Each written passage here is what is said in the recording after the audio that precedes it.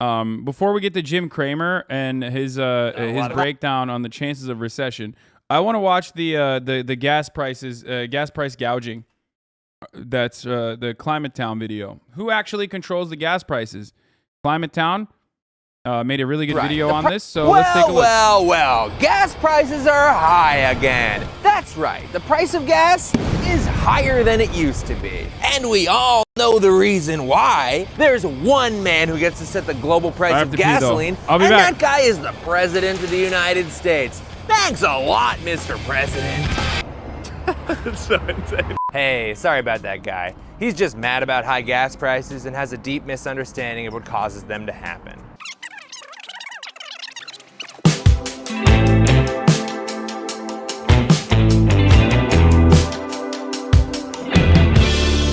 As you might expect, gasoline is... My 75-year-old grandmother just reshared your tweet on Facebook based? What the fuck? What tweet?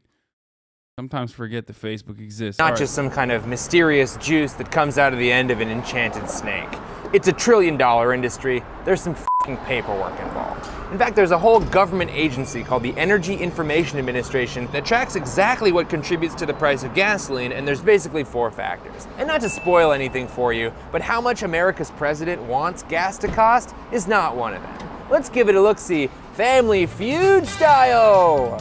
In 4th place, contributing to about 14% of the price of gasoline, is distribution and marketing. This includes the price you pay to get gas from the refinery to the gas station, paying the people at the filling station, and advertising the incredible 1/10 of a cent discount you're getting on every gallon of gas. Fun fact, filling stations have one of the worst profit margins of any industry in the US, making an average profit of just 5 to 7 cents per gallon of gas. These guys don't make their money on gas. Gas is just to get people in the door where they can make their real profits selling Funyuns and Big Gulps. In 3rd place, with another 14% of the price of gas, is the cost of turning crude oil into sweet, sweet car juice, baby, which is fairly labor intensive and can also cost more depending on state regulations and corporate requirements. Again, the price of refining is fairly stable. So the only way to cut costs here is by appealing to the notoriously philanthropic nature of companies like ExxonMobil and BP and Shell. I'm being sarcastic. They love money. Those costs aren't coming down. In 2nd place, making up about 16% of the price of gasoline, are federal and state taxes and fees.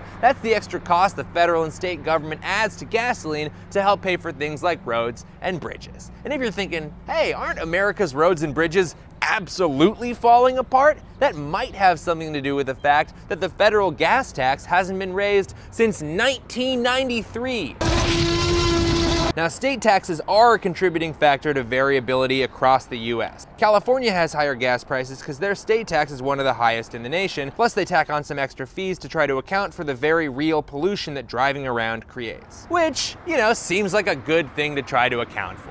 And not for nothing, but the federal gasoline tax in European countries like Germany, the UK, and France, just the tax, is $2.80 a gallon, which makes America's 18.4 cents a gallon, or even California's 51.1 cents a gallon, feel... Which we literally voted for. We voted for an increase in gas taxes in this last election, not the primaries, obviously. We personally voted for it so our fucking infrastructure be fixed. I advocated for it as well. And except, of course, our infrastructure hasn't been fixed, so I don't know what's going on there. But then again, also, California is very expensive. It's a massive fucking state. And so I do understand that, that level of higher taxing is, even though it is literally nothing in comparison to a country that I grew up in, Turkey. Don't know what the gas taxes are there, but I'll tell you this much: it is certainly way more expensive. Every fucking European country has a way higher fucking gas tax and also higher prices on gas than the United States of America. Kinda low in comparison. So they're not what's causing spikes or dips for the pinch at the pump. The pinch at the pump? The pinch at the pump. The pinch at the pumps. And in 1st place, with a commanding 10-year average of 56% of the price of gasoline, is...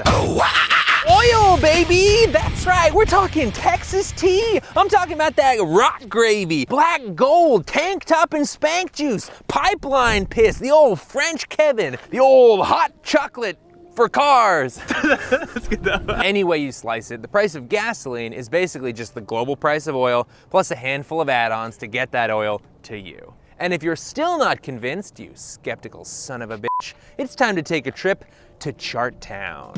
Maybe that's the reason why prices for gas have internationally increased, regardless of what the fucking American government has to say or do about it. Obviously, OPEC is like still the main, one of the main controllers of what the gas prices look like.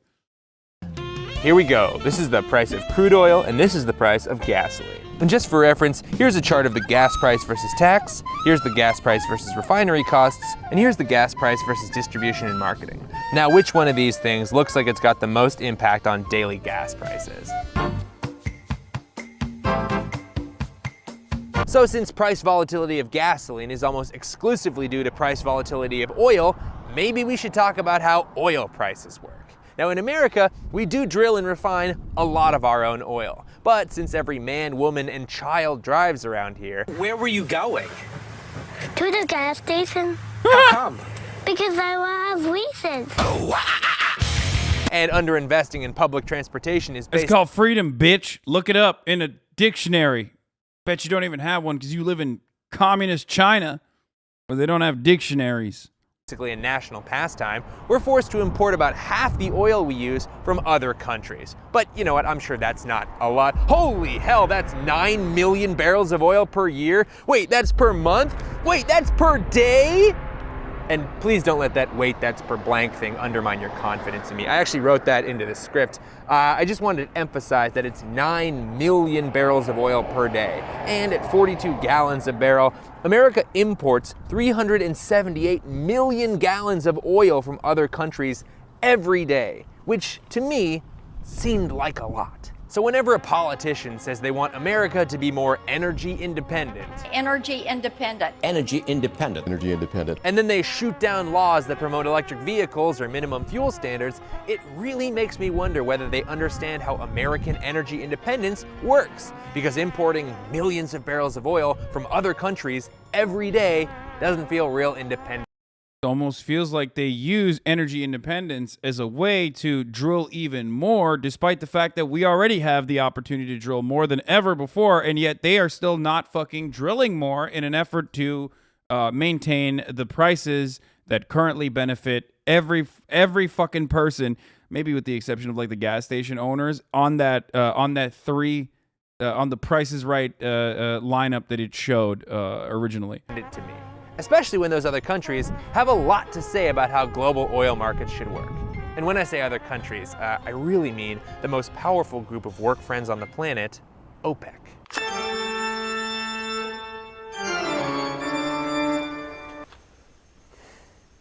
This lighting is not going to work. Okay, all the way back in 1960, a group of oil-rich countries, including Iran, Iraq, Kuwait, Venezuela, and Saudi Arabia, got together and they formed OPEC. And if you thought the O stands for oil, you'd be wrong. I know, I thought that was a layup too. Probably oil producing, and then I don't know. But it's actually the Organization of Petroleum Exporting Countries. And they got together and formed themselves into a literal cartel. And just a quick note about cartels here. We usually only hear about cartels in episodes of NCIS, and it's usually just because some NCIS writer is trying to get out by 5 that day, and they need a shorthand for a group of people who's gonna cut you in half hot dog style if you try to touch their cocaine. It's also got a sort of cast of the OC goes to Mexico filter like this. Oh man, where are we, Juarez? But seriously, a cartel is actually pretty similar to a monopoly. He's in Mexico. What the fuck? The difference is a monopoly is... How did he do that, chat? How did he do that? This guy, dude, I didn't know that Climate Town was all about fucking having so much free gas that they could just fucking fly anywhere they want to. He's in fucking Mexico. That's crazy. One entity that controls the sale of something, and a cartel is a group of entities that agrees to lower the supply or raise the price in order to control the sale of something. So, by the early 1970s, OPEC countries had confiscated oil operations from the private companies running them, and giant government-run OPEC oil companies absolutely dominated the global supply of oil. And when I say dominated, I mean like LeBron James in high school basketball dominated. Finally an opportunity to show the elevation, the windmill, the creativity, the extension. Okay, it's my favorite channel. See, in the oil game, there's this thing called reserves, which is an estimate of all the oil in the ground waiting to be drilled up. And as of 2018, OPEC countries were sitting on 79.4% of all the oil estimated to be in the ground. And that's actually pretty important, because even though America is currently drilling oil as fast as humanly possible, OPEC has a very deep bench. Oh, and one more thing. OPEC recently added a little country called Russia to the cartel. And OPEC, Russia, and a few other countries recently rebranded themselves as OPEC+. OPEC+ now holds the keys to 90% of all the world's proven oil reserves and 55% of the active oil supply on the global market. Now, OPEC does not control demand, but they do get to mess with supply by determining how much oil OPEC countries allow into the market, which can seriously affect the price of oil. In fact, one time in 1973, OPEC was pissed at America. They didn't let America have any oil, and it caused a massive spike in prices, and cars lined up around the block to get gas. No, they did not. No man ever 8 o'clock. We were supposed to pump at 8 o'clock. It was pandemonium, and ask your parents, because apparently they freaked the absolute fuck out, okay? It was like the Red Scare and Y2K had a baby. And if you didn't understand any of that sentence, how do I put this? You're probably gonna be the one solving climate change, so thank you. Is a cartel literally an oligopoly? Yes. That is what it is. An oligopoly that operates exactly, I mean, a cartel, yes, is exactly that. It's just multiple competitors coming together and creating a monopoly. Yes. An oligopoly simply is, I mean, oligopoly technically there's like differences in opinion, but OPEC is operating in unison. Thank you so much for your service, and we're sorry in advance. And then after thank you for your service, and then go. And then Yeah, and that's the cut, yeah. Anyway, OPEC and the other global oil producers, which includes private American companies, get to control the supply of oil. And based on global demand, a per barrel oil price is set. Now, it's not identical in every country all over the world, but since oil is a commodity that can be piped or shipped alarmingly quickly anywhere on the planet, it stays relatively consistent across the globe at any given time. Now remember, gas price volatility is basically just oil price volatility. And oil price volatility happens whenever there are disruptions in the global supply or demand of oil. For instance, when America invaded Iraq in 2003 and disrupted their ability to get oil, the price of gas went up in America. Global markets knew that a country at war might not be able to supply the same amount of oil, so people wanted to stock up on oil as a precaution, causing the demand to go up, causing the price to go up. And yes, this is a gross oversimplification of how it really works. It's really more of a series of feedback loops. Canada said we should invade OPEC Plus. Congrats, you just unlocked U.S. foreign policy for the last 50 years. That put pressure on the system in different ways, as detailed by Donella Meadows in the book Thinking in Systems. Read it if you can. And speaking of a gross oversimplification of how things work, I now present the past 20-ish years of the global oil market. But first, we gotta— I love when someone says, holy shit, you fat ass Americans, just ride a bicycle. Yeah, what a dumbass, dude. Can you imagine not riding a bicycle to work in fucking Los Angeles, where your job is like 20 miles away and you just have to simply bike on the highway and get fucking killed by, you know, traffic? Where are the bike lanes, my guy? Where is the bikeable infrastructure? Where? How are you gonna bike 25 fucking miles to work, dude? Hey, Texans, you hear that? Hey, people in Texas, why don't you ride a fucking bike to work? Huh? You fucking dummies? Yeah. It's 110 degrees outside. Why don't you fucking bike to work, stupid Texans? 45-mile drive. Shut up. If you're European, shut the fuck up, okay? Shut your fucking European mouth up. This is a conversation that does not revolve around you, okay? We got our own goddamn problems here, motherfucker. Europeans be like, why don't you bike to work? I don't understand. Just use the lane. Just use your bike lane. That's what it's for, yeah? Biking to work for many people in the United States of America is basically like saying, why don't you take public transit? It fucking doesn't exist, man. What are you supposed to do? What the hell? Why don't you just like walk to work and then like take advantage of your robust public transit system? Like, I don't understand it.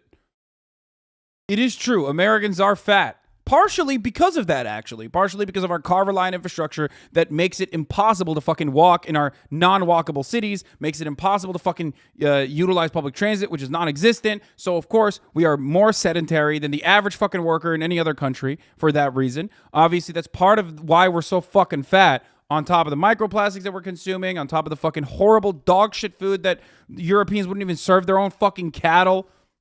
But, you know, that's one of the reasons, yes. Take a trip back to Chartown, baby. Hot crackers! Oil prices are coming up fast in the early 2000s as instability in the Middle East and the invasion of Iraq reduces OPEC supply, and oh no! Here comes Hurricane Katrina absolutely ham-yammying the oil refineries in the Gulf Coast. Global supply goes down, and what's this? Global demand for oil is surging. Use your privilege. I'm a Canadian, though. Use your money to make it better. Use your privilege to make it better. Simply a Dumb is the best fucking chatter name I've seen thus far. Because that is the dumbest yeah, dude, let me just fucking... Oh my God. Let me just undermine the entire hegemonic capitalist structure, okay, that has created multi-billion-dollar fucking... the multi-billion-dollar auto industry that has been able to dictate the way that our fucking public infrastructure is extremely car-reliant over the course of the past fucking 100, 200 goddamn years with what? My fucking Twitch earnings, dude? Why didn't I think of that? I'm so fucking stupid. After all, at the top of the hour, there's a 60-second ad break, and every single time I promote that and then tell you can avoid those ads by telling you can fucking subscribe, you end up subscribing for $5 or for free with a Twitch Prime by connecting. Yeah, let me just fucking lobby the government against 200 years of built-in fucking initiatives and the way our existence has been centered around cars and how it's a individualist attitude. Cars are freedom. Let me just materialize some fucking railways, dude. Thank you. It's top of the hour for the 5 get the subs. Thank you, Bill Vog, for the 30 gifted subs. There you go. Now I'm one step closer to fucking materializing trains. Hold on. Railroads. Abolishing highways, destroying them, okay? All of a sudden, I'm making the roads smaller and building sidewalks all around Los Angeles. Holy fuck, it's crazy. It's happening. People messaging your fan accounts? I've seen insane Hasan hating weirdos, but I don't know what makes people DM me like I'm Hasan's personal fucking assistant. What do you mean he knows me, dumbass? Hi, Lila. I'm curious how you as a leftist think anything Hasan does is okay in your mind. You do nothing, and before you say you can't, he has shown that he knows you from memory on stream multiple times. I swear you're the one Hostwit member he has consistently known and interacted with all this time. A nice house for millions, a nice car for thousands. That's not socialism, just curious. That's awesome. When you go after, I mean, people are just fucking insane, dude. Like, this guy is a fan. Like, this guy is a stan. This guy knows me more than anyone else, okay? He's in here every day. He's just fucking white-knuckling. He's like, oh my God, I'm so angry. He added just curious again. It has to be sarcastic. This has to be like satire, I think. These people are so relentless and make this shit so dreadful. I'm a goddamn stan account. Like, I don't know how you deal with this shit on different levels. Motherfuckers are obsessed with you. Yeah, it's fucking crazy.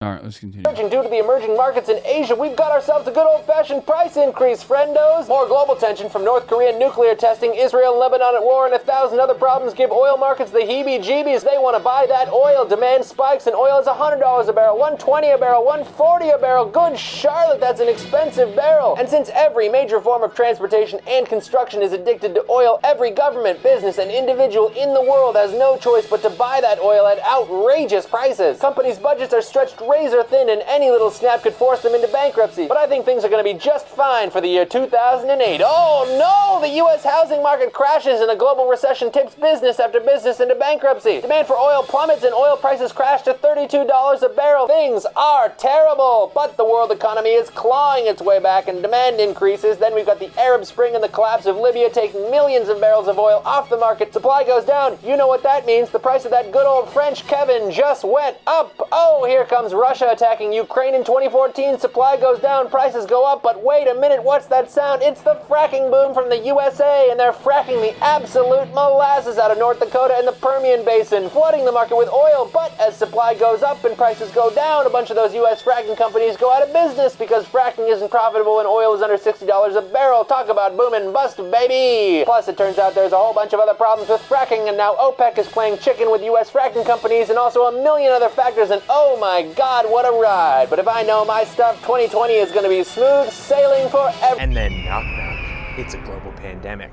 and everything shuts down. People aren't flying. People aren't driving. Construction projects stop. And the parking lot donut. Bro, you're a millionaire, don't affect you. Brother, a lot doesn't affect me. I'm also white, but I talk about fucking systemic racism. Should I stop doing that as well? I'm also cisgender and heterosexual, but I talk about LGBT discrimination. Should I stop doing that as well? Well, of course, you want me to stop doing that. But, you know, I do use my fucking privilege in every fucking capacity for good. You know. Hasn't stopped me thus far. Is placed on the critically endangered list. The world economy stalls, and for the first time ever, the supply and demand of oil was so utterly out of whack that the price of oil went negative for a day. But even though oil prices went back into the positive the next day, prices were still so crazy low for gasoline that some places were selling it for 85 cents a gallon. What is this, 1993? Seriously though, 2020 looked like bad news for oil companies, but they stopped drilling, they got over $10 billion in government bailouts, and one other thing, was it they used the money to keep their employees on the payroll? Oh no, I'm sorry, it was the opposite of that. They actually fired 100,000 employees. But don't worry, oil companies in 2020 had a better year than they did in 2016. So as 2021 rolled around and a shaky recovery started, oil companies had a choice. They could choose to invest that money in drilling, hire back the people they laid off, and increase supply, or they could not hire those people back, not drill, and restrict supply, forcing oil prices way up. And which one of those things do you think oil companies did? American oil companies did stock buybacks, executive bonuses, and purposely didn't rehire their workforce as a way to... Damn, that's crazy, bro. That's fucking wild. Who could have foreseen that, dude? I mean, listen. For a much smaller labor force, you could make the same amount of money. With a much smaller labor force, you could make the same amount of money, and profits would actually go even higher. Profits would even the profit margin would be even better as long as you restrict your supply. I mean, why wouldn't you do that? Why wouldn't you take advantage of that? That's capitalism, baby. It's true. That's literally capitalism, and that's how it's supposed to work. Fucking dumbasses that say, the Hasan, shut the fuck up. To maximize profits. And of course they did. They're oil companies. This is almost too dumb to say, but oil companies like when oil prices are high. They sell oil for money. And since drilling operations slowed down as a result of the pandemic, they now get to enjoy massive oil profits as they slowly ramp drilling back up. And if you don't believe me, just ask oil companies. Would Pioneer... Oh yeah, this is my favorite. This is literally one of my favorite fucking videos of all time. We've watched this many times on this broadcast, probably seen it as well. In that scenario, potentially increase production to help make up any potential shortfall? No, Pioneer will stay with our plan. We announced a CapEx plan. As I said, regardless of whether it's $150 oil, $200 oil, or $100 oil, we're not going to change our growth plans. We will continue to prioritize free cash flow generation over the pursuit of volume growth. We have no intention of adding incremental barrels into the market. So if the president phoned you up, Scott, and said, you know what, we need some more oil, what are you going to say to him? I'll tell him we have a pact with it's all about the shareholders. Our shareholders own this company. They want a return of cash. We know what... Biggie Hollowbox, Sentinel Chief's executive, said on Friday that the company has no need and no intent to invest in production growth. Investing for the sake of growth is not what investors want. It's true. It's true. Why would they? Why would they reinvest in production growth when they can make the same profit margin with less oil? While you, the consumer, is getting shafted at the fucking gas station. That is capitalism. That is the true nature of capitalism. If you can make $10 profit putting out, 3 fucking toys instead of $10 profit putting out 10 fucking toys, obviously you're going to go with the 3. You're going to go with the 3 toys. You don't need to fucking actually produce more. You're making more money. That's what you care about. You care about fucking increasing shareholder value. Well, technically the profit is still the same. You'd be making less profit if you're making 10 toys in that same market. Wait, so you're telling me that if the private stakeholders, that there is a chance companies would do something closer to what's right? Well, companies are never going to do that, which is precisely why you need regulation, which is precisely why you need the government to regulate, okay? And the government already engages in regulation. It's just that when the government interference happens, it only happens at the behest of companies and their profit margins and never on behalf of the interests of the citizens. That's the problem.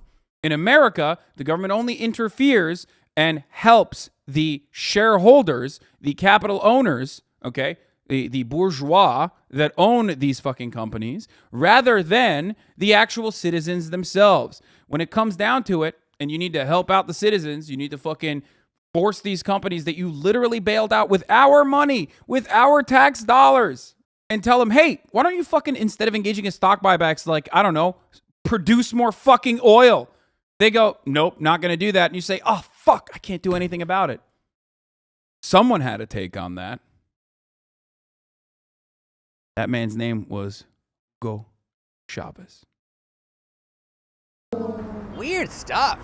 And I mean, it's especially weird considering they'll say all that stuff and then they'll immediately run onto Fox News and straight up lie to whoever will listen in order to perpetuate this myth that Biden has some kind of magic button that controls oil prices. And this is all because of the absolute war that the Joe Biden administration has begun to wage on the oil and gas industry. We have no intention of adding incremental barrels into the market. Biden's closure of pipelines because of shutting down.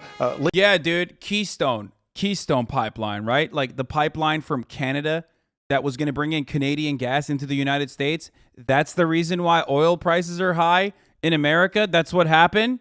That's so crazy. It also killed jobs, of course, famously. Because what is that again? How many jobs are created when you make a pipeline? Obviously, in the process of building the pipeline, you have hundreds of jobs that are created. But how many jobs do you get over the course of the lifespan of the pipeline? How many? Like what, 2?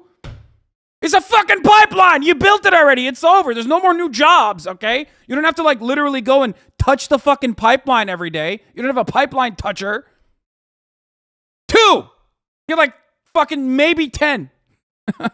Fuck. Leases and things like that. We're not going to change our growth plans. Eco-freaks and far-left anti-West academics are making him do whatever they want. Because I have reasons. Don't get me wrong. Biden is a real wet sandwich of a president, and there's a lot of stuff to attack him about, but oil prices are not one of them. And then we go to cars with windmills. The only reason why you should attack Biden, Brandon, whatever you want to fucking call him, the Mac attack, is because he's not aggressive enough in fucking beating the shit out of our oil producers. That's it.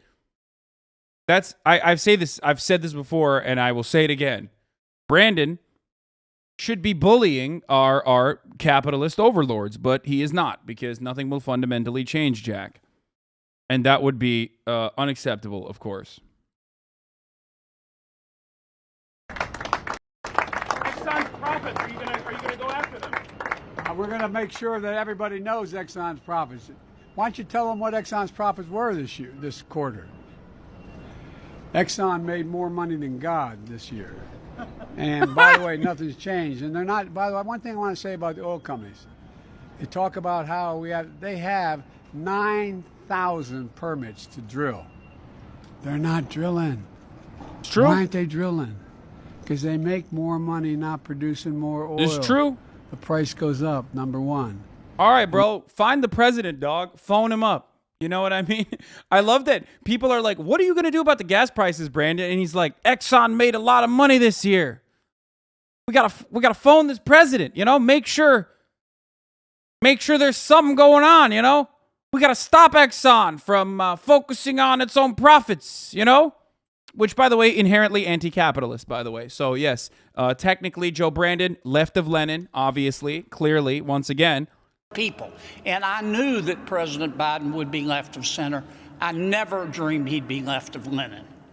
And number two, the reason they're not drilling is they're buying back their own stock, which should be taxed, quite frankly, buying back their own stock and making no new investments.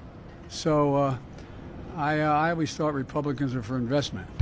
Exxon, start investing, start paying your taxes. If only I can find the president, I'll have a word with him. Raise it even more, I'll only grind harder. That's right, dude. I do some oil gas drilling tidal work in Western PA. Once Russian invasion happened and the prices spiked, work stopped immediately. This is just like, how would he bully them? Threaten regulation? What power does he have here? Dude, are you kidding me? Defense Production Act, number 1. Number 2, jail. That's always a sick thing you can do. Just get fucking authoritarian with it. I don't understand. You have no problem melting fucking homeless people and like killing them and pushing them out in the desert. But when it comes to one fucking corporate executive going to jail, oh my, we can't do any of that sweet capital punishment, dude. Why the fuck not? Jail them. All I'm saying is, even if you're not going to fucking throw them in jail, I mean, use the long dick of the law. Like, threaten regulation. It was like one guy from the 2008 housing crisis, but it wasn't even the right guy. It was like fucking, it was a fall guy. Trump is going to campaign on peace with Russia and oil prices and win easy. Then Republicans will slide the U.S. deeper into fascism. Let's go, Brandon. We literally cannot drill for more oil. We need to cut production, not raises. This is not opinion. It's objective scientific fact regarding climate change and the budgets we have.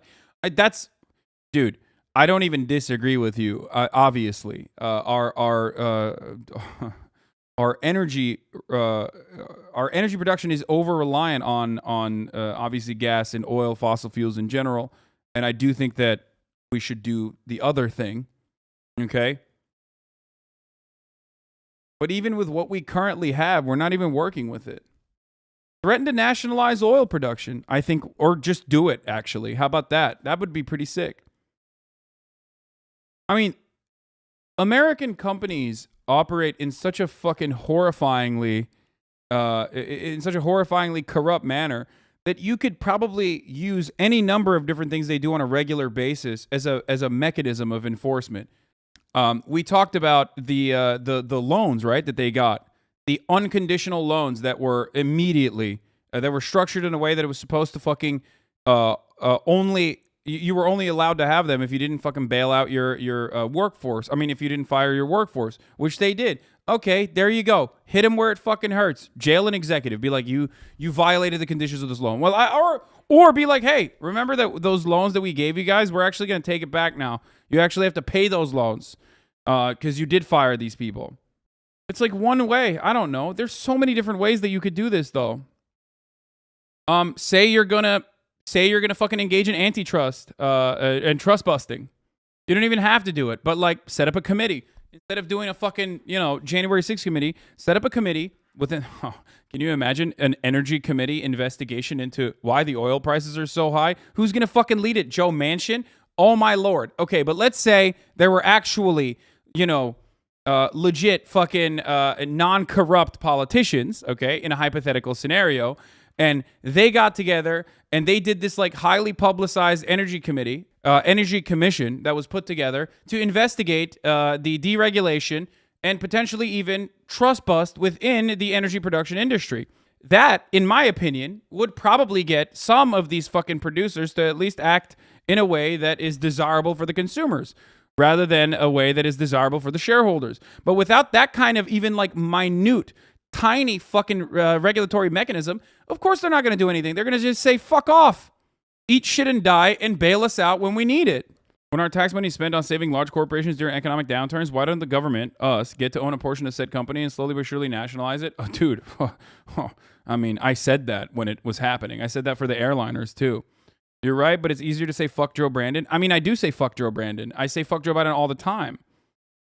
I say fuck Joe Biden because he's not doing this stuff. And this stuff isn't even like international communism now shit, okay? This is like pretty basic stuff that you could do right now. Like, what I'm talking about is what I'm talking about right now is what the capitalist American government should be doing, and it's not doing. It's bare minimum shit. People always say, like, Hasan, you're fucking pie in the sky. Like, you're crazy. Shut the fuck up. That's never going to happen. But, like, the things that I'm mentioning are things that, like, this country should be doing, that a reasonable country would do. Yeah, Defense Production Act was just used for baby formula, used for gas. I mean, straight up, I agree. But yeah, while we wait for that, though, once Joe Brandon gets a hold of our president, dude, he's gonna give him a stern talking to. Okay, he's gonna give the president, whoever that guy is, a stern talking to, brother. Meanwhile, we'll just continue focusing on raising the interest rates, which is one way to combat inflation. That's certainly true.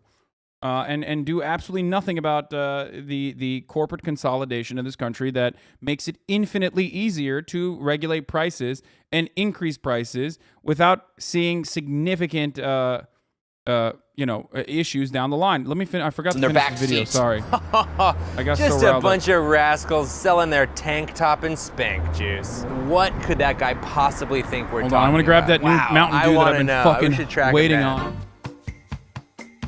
But you don't actually have to know what tank top and spank juice is to know that gas prices haven't really gone back down to pre-pandemic levels, and that's because the globe's oil suppliers are perfectly fine prioritizing short-term profit over actually increasing supply. Oh, they'll pretend that they're being held down by the man and all these regulations, but that's actually a lie. I made a whole video about this, and it turned out pretty good, so you should consider watching it. That was a great video, by the way. We watched that too. Is that the big dogs like BP, Chevron, ExxonMobil, and Shell are posting record high profits, but spending record low amounts actually drilling and reinvesting. Okay. Officially drinking the original Taco Bell Mountain Dew Zero Sugar Baja Blast, which is natural and artificial tropical lime flavor. Okay. We're going to pause midway through this video to give you a Mountain Dew review. All right, let's continue. In their company. Couple artificially low supply with supply chain issues and a double dose of inflation, and gas prices are just cruising up. And then Russia started threatening Ukraine. And even though they pinky promised that they weren't preparing for some kind of war, oil commodity markets kind of freaked out because it sure looked like they were preparing for some kind of war. They started buying up oil, meaning demand went up, meaning price went up, meaning gas prices shot through the roof.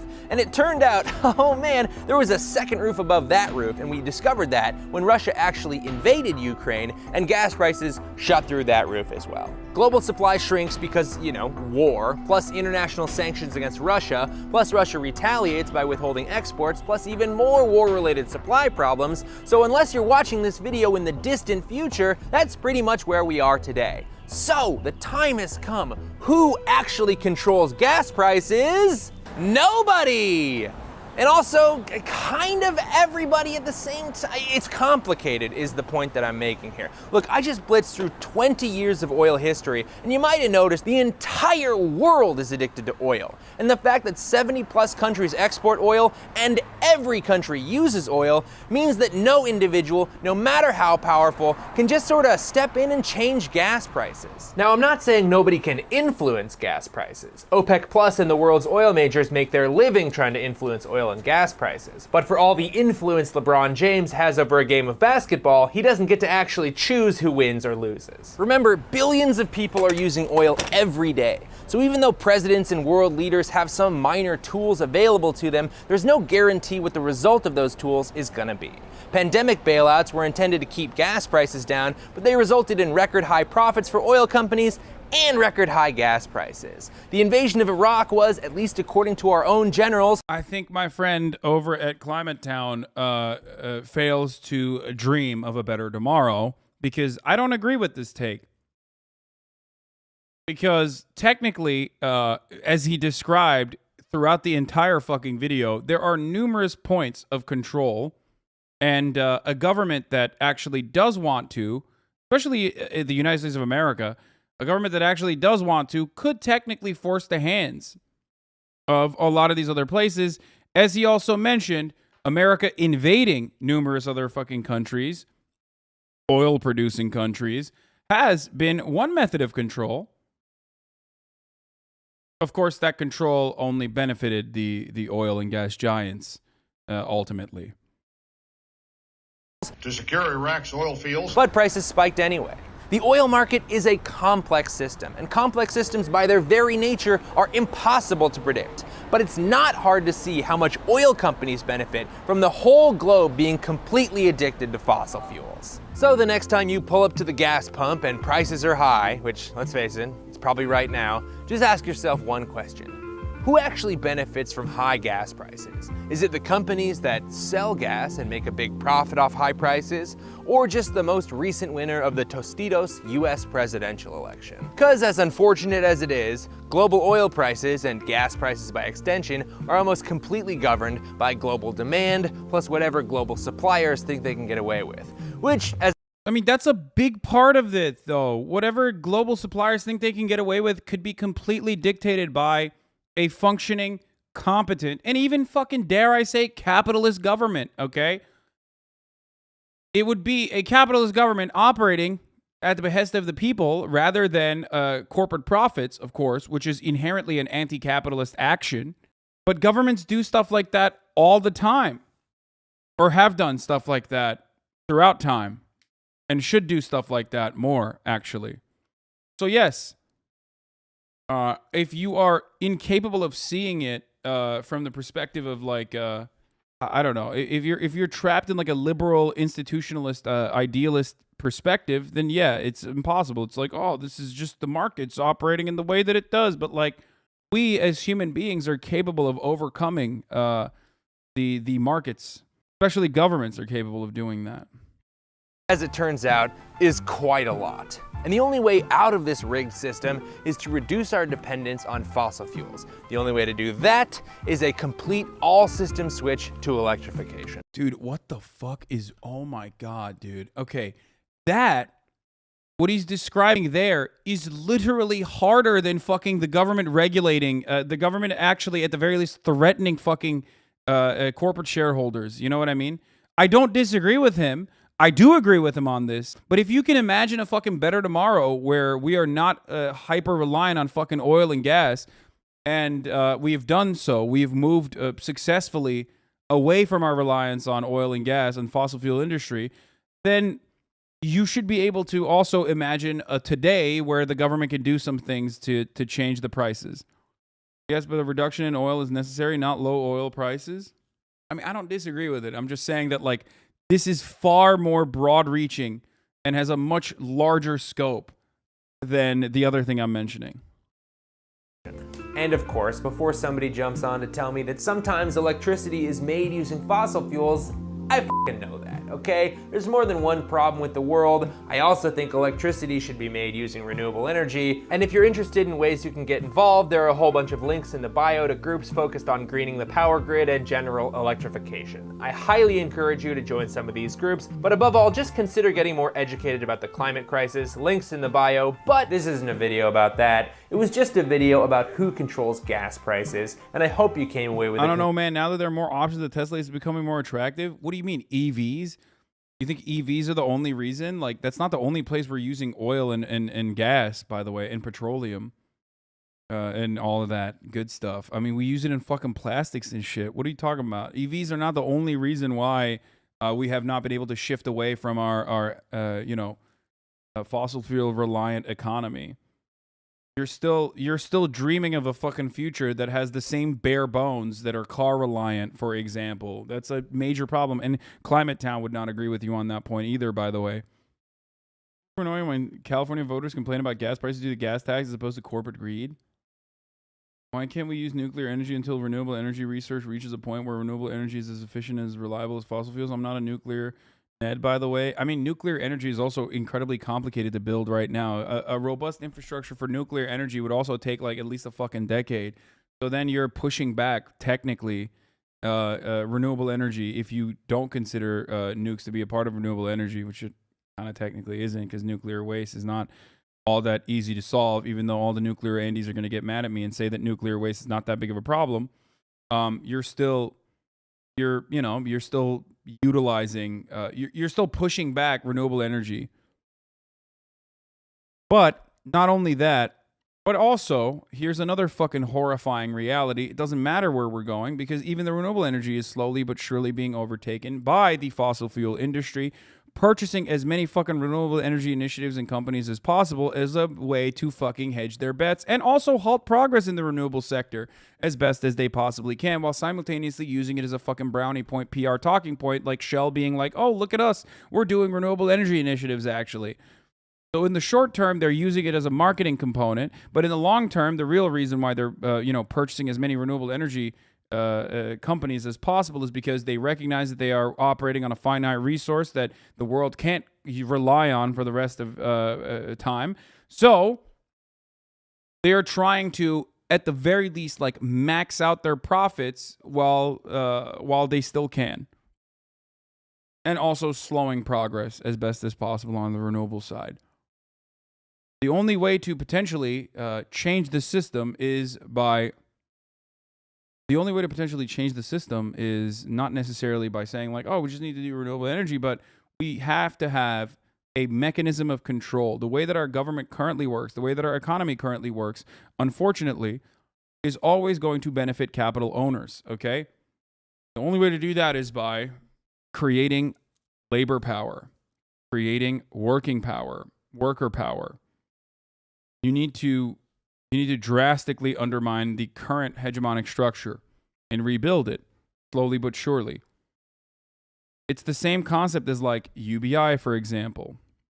It's too late to change the system. That's not the case at all. That's crazy. Might not like it, but maybe if we have multiple rich people like Elon Musk, then maybe we would get into renewable faster. Wait, what? Dude, Elon Musk is a perfect example, actually, as a matter of fact, of like someone who purely works on government subsidies, okay? That is a great example of exactly what I'm talking about. Like, it's the same fucking oil baron mentality, but this time, just a guy who is like trying to fucking push for renewable energy. Elon Musk is currently also refusing to, in all of his like magnanimous nature, for all of his like fucking charitability that he gets from so many people, right? And how awesome he is, right? That everyone thinks he's so fucking awesome, he's saving the planet, has still not opened up fucking fast charging locations for every single electric vehicle. If he truly cared about magnanimity, that's the word. If he truly cared about like building a better future, building a better tomorrow, all the fucking Tesla fast charging stations would be able to fast charge every fucking electric vehicle out there. It is currently speculated that the current uranium supplies would last 230 years at current consumption rates. Seems like more than enough time to figure out renewables. Elon tried that solar shit, and as soon as the California subsidy dried up, he gutted the company and cut it up like a butcher. He gave up. His only patent is on a special adapter for charging stations that only allows Teslas to. Yeah. Yes, his only patent is the latch preventing other cars from using Tesla stations. I know. Like, it is mind-boggling to me that we do not have universal charging. Like, that's insane. We don't have universal charging, and the fucking main guy who's supposed to be the champion of electric vehicles is not pushing for that? Come on. Why is he not pushing for that? Because it doesn't make him money. Conclusion that it's nobody because the system is too complicated. But it's not a system we should be involved in, so we should move away from it as soon as possible. And that is the end of the video. Thank you so much. EU Tesla chargers can charge other EVs. US standard took too long to implement, so Tesla made their connector before standard existed, but there's a CC's adapter coming. Yeah, I know. Except EU Tesla chargers can't charge all other EVs across the board in every EU nation, if I'm not mistaken. Only in places where they've actually forced Elon Musk to put universal charging in Tesla charging stations, like Norway. And even then, it's like still limited. That's just human nature, though. Some people won't push stuff like that without some form of personal gain. No one will push for that. It's literally just, Europe. When I say Norway, I mean Europe. And now they're doing it. They're doing it in other places too, but only doing it because the government said, fuck you, you have to do this. We haven't done that, fuck you, you have to do this here in America.